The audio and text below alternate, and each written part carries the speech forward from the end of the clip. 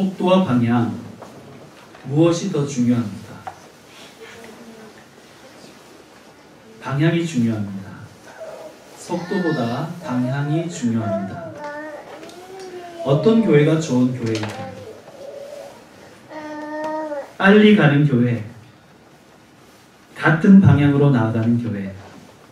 어떤 교회가 좋은 교회일까요? 목사와 교우들이 같은 방향을 바라보고 나아가는 교회가 좋은 교회입니다. 목사는 목사 하고 싶은 대로 하고 교우들은 교우들 하고 싶은 대로 하는 교회는 좋은 교회가 아닙니다. 그런데 여기에서 잠깐 생각해 봐야 될 것은요. 좋다, 좋지 않다라고 표현을 해서 그렇지 사실 그것은 나쁘다는 뜻은 아닙니다. 좋다, 여기서 제가 말씀드리는 좋다는 것은 좋은 영향력을 끼치는 교회가 되느냐 하는 것입니다.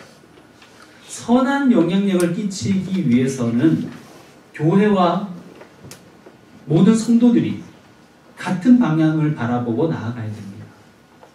그러면 규모에 상관없이 그 교회는 선한 영향력을 끼치는 교회가 될 수 있습니다. 바울은 이렇게 말했습니다. 나는 다름질하되 목표 없이 달리지 않고 권투를 하되 허공을 치지 않습니다. 아멘. 저도 바울처럼 목회하고 싶습니다. 얼마나 빨리 달리는가가 아니라 얼마나 바르게 달리는가, 또 얼마나 많은 일을 하는가가 아니라 얼마나 목표를 정확하게 타격하는가 하는 그러한 관점에서 성공한 목회자가 되고 싶습니다. 여러분도 마찬가지일 거라 믿습니다. 저는 좀 천천히 가더라도 교우들과 같은 방향을 바라보고 나아가고 싶습니다. 정말 그런 교회 좀 목회해보고 싶습니다. 아마 여러분도 그런 교회 다니고 싶으실 것입니다. 오늘부터 몇 주 동안 교회에 대해서 생각해 보려고 합니다. 우리는 질문을 던져야 됩니다. 어떤 교회가 좋은 교회인가? 어떤 교회가 될 것인가? 우리는 이 질문에 함께 답을 얻어가기를 원합니다. 그런데 이 질문에 답을 얻어가는 데 있어서 우리에게 중요한 모델이 있습니다. 그것은 바로 초대교회입니다. 사도행전에 나오는 그 교회, 성령의 임재하심으로 시작된 그 교회, 성령의 역사하심이 강력하게 나타났던 바로 그 교회, 우리의 모델입니다. 물론 2000년 전에 이 초대교회를 지금 현대교회에 우리가 그대로 가져올 수는 없습니다. 우리가 배워야 할 것은 그 원형과 원리입니다. 우리가 배워야 할 초대교회의 원형과 원리를 잘 보여주는 말씀이 오늘 우리가 읽은 말씀입니다. 그 중에서 오늘은 사람마다 두려워하는데 하는 이 말씀에 집중하도록 하겠습니다. 사람마다 두려워하는데. 초대교회는 어떤 교회인가? 세상이 두려워하는 교회였습니다. 우리가 추구해야 할 교회 역시 어떤 교회일까요? 세상이 두려워하는 교회입니다. 여러분께 한번 질문하겠습니다. 오늘날 세상이 교회를 두려워합니까? 만들어진 신이라는 책이 있습니다. 리처드 도킨스 교수가 쓴 책인데요. 이 교수는 영국에서 무신론자 단체의 중심적인 역할을 하고 있습니다. 이분이 속한 이 단체가 영국 전역을 운행하는 버스 800대에 이런 광고를 붙였습니다. 여기 나온 이분이 도킨스 교수입니다. 이 정도는 다 여러분께서 해석이 되어 있기 때문에 제가 독일어 발음으로 읽어드리겠습니다. There's probably no God. 아마도 신은 없을 거다. Now stop worrying. 이제 걱정은 그만두고 and enjoy your life. 네 인생을 즐겨. 아마도 신은 없을 거야. 그러니 걱정 말고 인생을 즐겨. 오늘날 세상은 왜 교회를 두려워하지 않을까요? 오늘날 세상은 왜 하나님을 두려워하지 않을까요? 역설적이게도 우리가 하나님을 두려워하지 않기 때문입니다. 교회가 하나님을 두려워하지 않기 때문입니다. 교회가 하나님을 두려워하지 않으니 세상도 하나님을 두려워하지 않습니다. 그렇다면 사람들은 어떤 교회를 두려워할까요? 하나님을 두려워하는 교회를 세상도 두려워합니다. 자, 이제 우리를 한번 돌아봅시다. 우리는 세상에게, 우리 교회는 세상에게 두려운 존재일까요? 아니면 만만한 존재일까요? 그것은 어쩌면 우리에게 이 질문으로 돌아갑니다. 우리는 하나님을 두려워할 만큼 두려워하는가?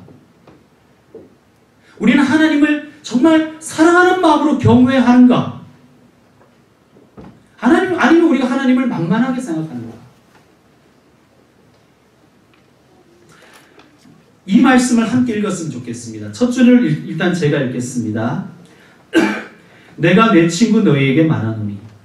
예수님께서 저와 여러분에게 친구라고 불러주십니다. 친구야. 정말 감사하지 않습니까? 황홀합니다. 그래서 우리가 어쩌면 하나님을 만만하게 생각하는지 모르겠습니다. 어쨌든 주님은 우리에게 친구라고 불러주시면서 이렇게 말씀하십니다. 밑에 두 줄을 여러분이 읽어주시길 바랍니다. 시작.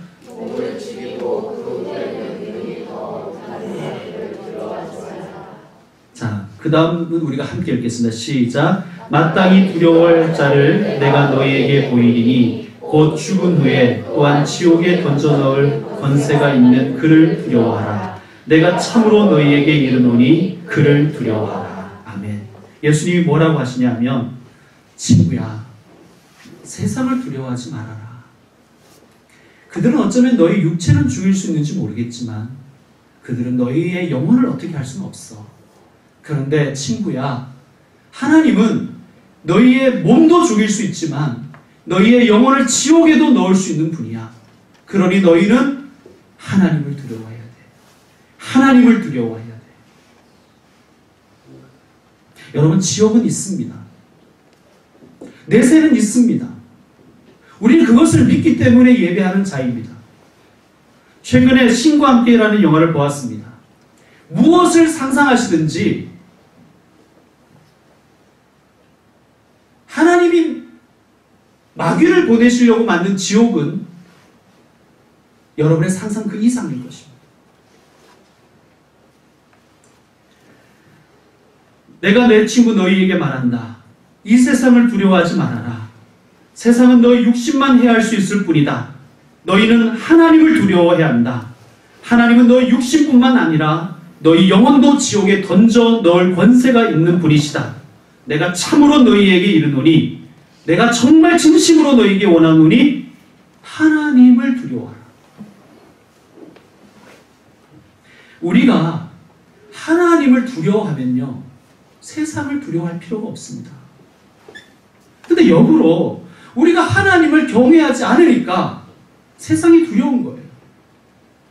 두려워해야 할 분을 두려워하지 않으니까 세상이 두려운 것입니다. 그리고 세상을 두려워하는 우리를 세상은 만만하게 봅니다. 예수님의 제자들은 예수님께서 십자가에 달려 돌아가신 후에 두려움에 떨었습니다. 예수님을 죽인 그들이 자기들도 죽일까봐 겁이 났습니다. 그래서 두려움에 떨면서 그들은 공포에 질려 있었습니다. 이 두려움에 떨고 있는 제자들에게 부활하신 예수님이 오셨습니다. 그리고 부활의 주님이 그들을 완전히 새롭게 변화시키셨습니다. 그들이 얼마나 변했는가 우리가 말씀을 한번 읽어보도록 하겠습니다. 18절은 제가 읽고요. 19절, 20절은 함께 읽겠습니다. 그들을 불러 경고하여 도무지 예수의 이름으로 말하지도 말고 가르치지도 말라 하니 베드로와 요한이 대답하여 이르되 하나님 앞에서 너희의 말을 듣는 것이 하나님의 말씀을 듣는 것보다 옳은가 판단하라. 우리는 보고 들은 것을 말하지 아니할 수 없다. 아멘. 겁쟁이였던 제자들이 지금 뭐라고 그러는 거예요? 뭐라고 그러고 있죠? 나는 하나님 앞에 있다. 코람데오. 내가 지금 하나님 앞에 있다는 거예요. 여러분, 우리에게도 이 의식이 있어야 됩니다. 만만치 않은 세상에 우리가 살아가지만 내가 하나님 앞에 있다.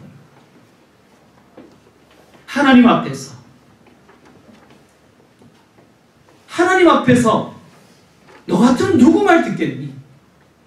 하나님 앞에서 내가 너를 무서워해야 되겠니? 하나님을 무서워해야 되겠니? 권력 있다고? 돈 있다고? 빽 있다고? 나는 하나님 앞에 있어. 우리는 하나님을 경외해. 그러니 나는 보고 들은 것을 전하지 않을 수가 없어. 제자들의 이건 이해할 수 없는 세상을 향한 선전포고. 이러니까 초대교회를 세상이 두려워했던 거예요. 권력도 돈도 힘도 두려워하지 않고 나는 하나님 앞에 있으니 내가 하나님께 보고 들은 것을 난 전하지 않을 수가 없다라고 죽여도 좋다 그러는데 어떻게 세상이 그들을 두려워하지 않을 수가 있겠습니까?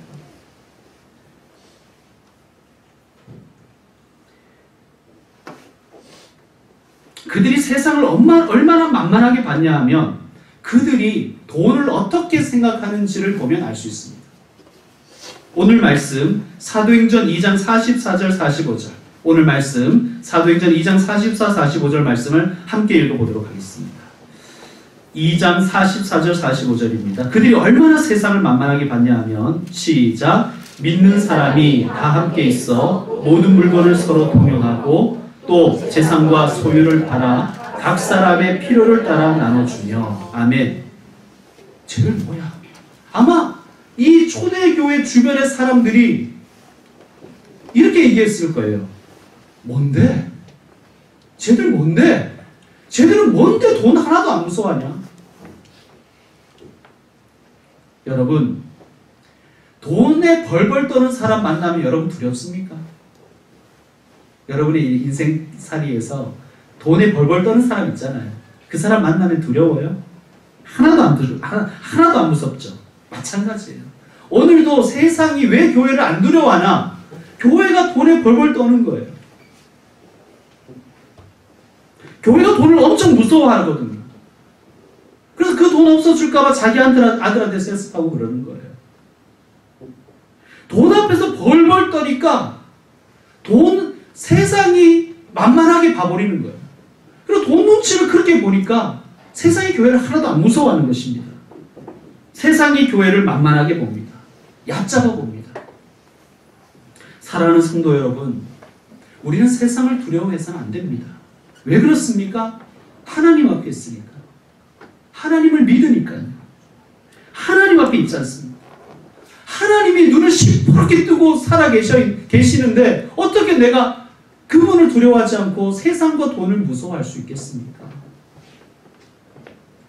세상을 두려워하지 말라고 하니까 직장 상사한테 막 가서 덤비라는 그런 의미로 해석해서는 안 됩니다. 이 말씀도 한번 읽어보겠습니다. 우리 같이 한번 읽어봅시다. 시작. 종들아 모든 일에 육신의 상전들에게 순종하되 사람을 기쁘게 하는 자와 같이 눈가림만 하지 말고 오직 주를 두려워하여 성실한 마음으로 하라. 아멘. 정말 주님을 두려워하는 사람은요, 직장 상사가 두려워서가 아니라 거래처 사장님이 두려워서가 아니라 하나님 때문에 성실한 마음으로, 하나님을 두려워하는 마음으로 성실하게 일한다는 거예요. 이게 하나님의 말씀입니다. 사랑하는 여러분, 하나님이 누구에게 복을 주실까요? 하나님이 누구에게 돈을 주실까요? 여러분이 하나님이면 돈에 벌벌 떠는 사람한테 돈 주시겠습니까?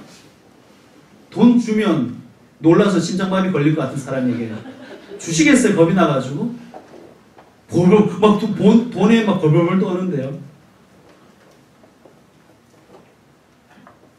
만몬을 두려워하지 않는 교회에, 만몬을 통제하고 싶어하는 교회에 복 주시지 않겠습니까? 여러분, 돈이면 다 되는 세상입니다. 돈이 세상을 지배하잖아요. 그래서 돈에 넘어가지 않는 사람, 돈에 굴복하지 않는 사람을 세상은 두려워하는 거예요. 돈에 넘어가지 않는 교회, 돈에 굴복하지 않는 교회를 사탄도 두려워하는 거예요. 돈에 벌벌 떠는 교회는 절대 사탄이 두려워하지 않습니다. 그냥 내버려 둡니다. 이렇게. 신경도 안 써요. 세상 무서워하지 말자 그러니까, 돈 무서워하지 말자 그러니까 뭐 펑펑 쓰자고 그렇게 듣지 마십시오. 이런 말입니다. 우리가 아끼더라도 하나님이 좋아하실 만한 일에서는 좀 과감하게 쓰자, 좀 낭비 좀 하자는 거예요. 하나님이 좋아하실 만한 일이라면 저는 우리 교회가 선교도 하고 지역도 좀 돕고 학생들에게 장학금도 좀 나눠주고 하나님이 기뻐하시는 일들을 좀 많이 했으면 좋겠습니다. 저도 개척해봐서 알잖아요. 좀 개척교회 좀 도와주고요. 생색은 내지 말고 도와주고 좀 그런 교회가 됐으면 좋겠습니다. 여러분, 우리 그런 교회 한번 만들어가 보시죠. 돈에 좀 안 벌벌 떠는 교회. 하나님을 위해서라면, 우리를 위해서면 아끼더라도 하나님을 위해서라면 좀 낭비할 줄도 아는 교회가 되었으면 좋겠습니다. 여러분, 예수님 싫어서 교회 안 나오는 사람 별로 없습니다. 성경이 이해가 안 돼서 교회 안 나오는 사람도 별로 없어요, 사실은. 사람 때문에, 사람 싫어서 안 나오는 사람은 있습니다. 생각해 보십시오. 너나 나나 다를 것이 없는데 나처럼 너도 돈에 쩔쩔매고 나처럼 너도 권력 앞에서 설설 기는데 불의에 다 타협해 버리는데 내가 뭐 하려고 교회 가니? 그런 거 아니겠습니까? 우리나 그들이나 다를 게 없는데 그들이 왜 교회를 나와야 되겠어요? 나도 돈에 벌벌 떨고 그 사람도 돈에 벌벌 떨면서 하나님 믿자? 그런 말이 들리겠습니까? 설교 후에 이 찬양을 부를 것입니다. 낮엔 해처럼 밤엔 달처럼. 제가 이번 한 주간 설교 준비하면서 이 찬양을 참 많이 불렀는데요. 가사가 이렇습니다. 낮엔 해처럼 밤엔 달처럼 그렇게 살 수는 없을까? 욕심도 없이 어두운 세상 비추어 온전히 남을 위해 살듯이 나의 일생의 꿈이 있다면 이 땅의 빛과 소금 되어 가난한 영혼, 지친 영혼을 주님께 인도하고 가되 나의 욕심이 나의 못난 자아가 언제나 커다란 짐되어 나를 짓눌러 마음을 공고케 하니 예수여 나를 도와주소서. 이것이 우리의 고백이요 기도입니다. 여러분, 우리가 이런 고민을 좀 해야 되고 이런 것 때문에 우리 가슴을 좀 쳐야 되지 않겠습니까? 이제 말씀을 마무리하겠습니다. 여러분, 혹시 베테랑이라는 영화 아세요? 거기에 명대사가 있죠. 어떤 대사가 기억나십니까? 어이가 없네. 가 아니고 제가 생각하는, 그것도 명대사일 수 있는데 제가 생각하는 것은 저는 배우 황정민 씨가 연기한 형사 서도철의 대사가 기억에 남습니다. 자, 한번 보시겠습니다. 얘네 돈 먹었지? 같은 식구라고 보자니까 죽으려고. 야, 우리가 돈이 없지 가오가 없어? 어? 수갑 차고 다니면서 가오 떨어질 짓 하지 말자.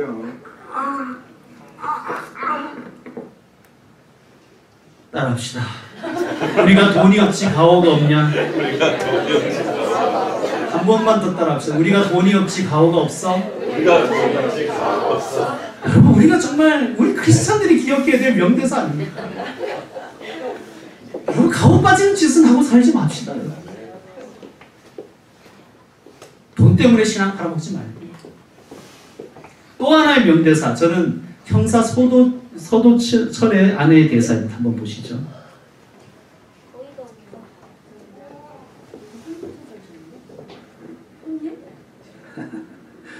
서도철 형사님께서 저희 회사에서 투신하신 분하고 개인적인 연이 있어서 그러시는 거는 알지만 그 뭐라 그럴까요? 약간 도를 지나치신 것 같은 생각이 들었어요. 그게 누구한테 도움이 되는지도 잘 모르겠고 해서. 남편이 하는 일은 제가 관여할 바가 아니죠. 최근에 집 때문에 은행 대출도 받으셨다고 들었는데 많이 힘드시죠? 저희가 도와드릴 수 있습니다. 그리고 자녀분 교육도 대학 입학 때까지는 저희 회사 교육사업부에서 충분히 지원해 드릴 수 있고요.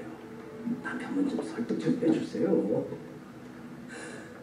감정은 정의가 아니지 않습니까? 저희도 남편분께서 저희를 수사 대상으로 삼으시면 투신하신 분 가정에 회사 차원의 지원을 해드릴 수가 없습니다.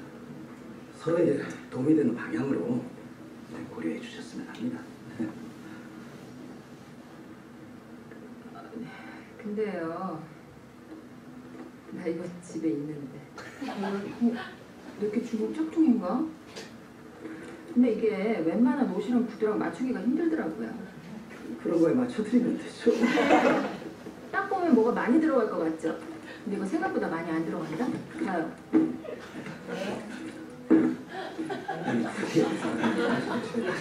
아니, 그럼 굳이 여기서 주시는 이유가 뭐예요? 뭐 이거 영수증 써드려야 되나?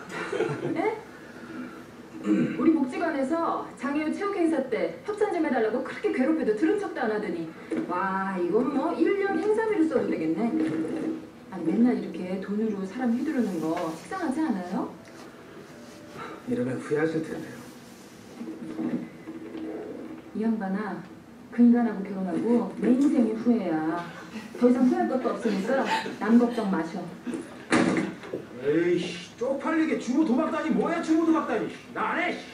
비켜 마. 야, 까라면 까야지. 이거 무슨 자빨이야? 왜 이리 와? 야, 서두철. 너 결혼할 때 나한테 뭐라고 했어? 어? 잘 사는 건 몰라도 쪽팔리게 사진 않게 해주겠다 그랬지? 근데 회사까지 사람들 찾아와서 나 쪽팔리게 만들어? 어? 야, 회사까지 와서 뭐 하는 거야? 우리 전세금 모자라서 대출 받아야 되는 거 동네방에 떠들고 다니세요? 뭐? 신진물산인가 뭐시긴가 하던 데서 나 찾아왔더라. 우리 도와준다고 명품백에 5만 원짜리 다발로 채워서. 이런 향놈의 새끼들 진짜. 어떤 새끼가? 여보세요. 당신이 형사니까 알아서 찾아내시고. 당신이나 나나 서로 각자 일하는 거 터치 안 하기로 했지만 내가 한마디만 한다. 쪽팔리게 살지 말자. 야, 이주야!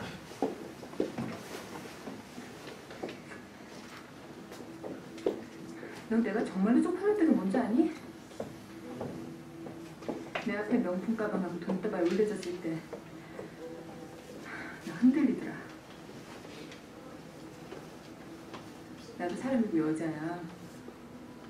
알았니?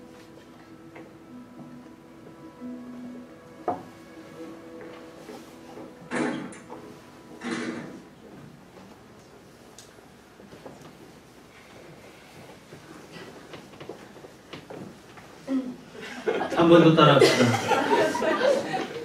잘 살지는 못하더라도 우리 쪽팔리게 살지는 말자.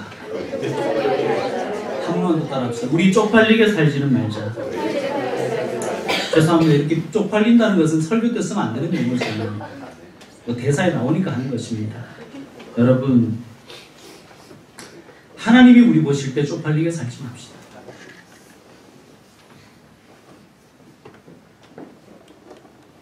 기도하시겠습니다.